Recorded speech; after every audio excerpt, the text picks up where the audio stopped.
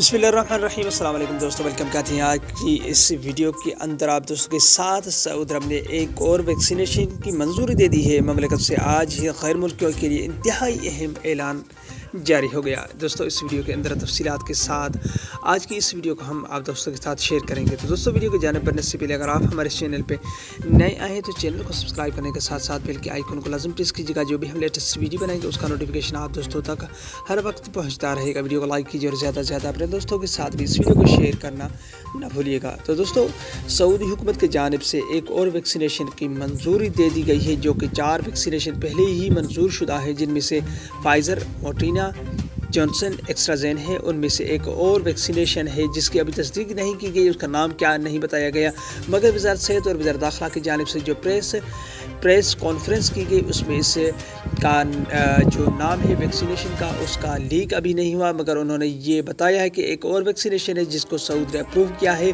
और वो गैर मुल्की वर्कर्स हों या इकामा होल्डर्स हों या दीगर ममालिक से आना चाहते हैं तो उनमें से वो भी वैक्सीनेशन एडिट की गई है जो आप लगा के सऊदी अरब के अंदर दाखिल हो सकते हैं। तो दोस्तों ये बहुत बड़ी अच्छी अपडेट है जो सऊदी हुकाम की जानिब से और वज़ारत सेहत की जानिब से शाये की गई है कि वैक्सीनेशन 4 थी, अगर हो सकता है वो वैक्सीनेशन पाकिस्तान में इस बीच ना की हो, वो दस्तियाब की गई हो, और कोई और वैक्सीनेशन भी हो सकती है। मगर ये इशारा बहुत अच्छे वैक्सीनेशन के हवाले जो सऊदी अरब दिन ब दिन कोई और वैक्सीनेशन ऐड किया रहा है, जो कि और भी आसानी गैर मुल्कियों के लिए हो रही है। तो दोस्तों ये थी आज की अपडेट। अगले वीडियो तक अपना बहुत सारा ख्याल रखिएगा। तब तक के लिए बाय, अस्सलाम वालेकुम।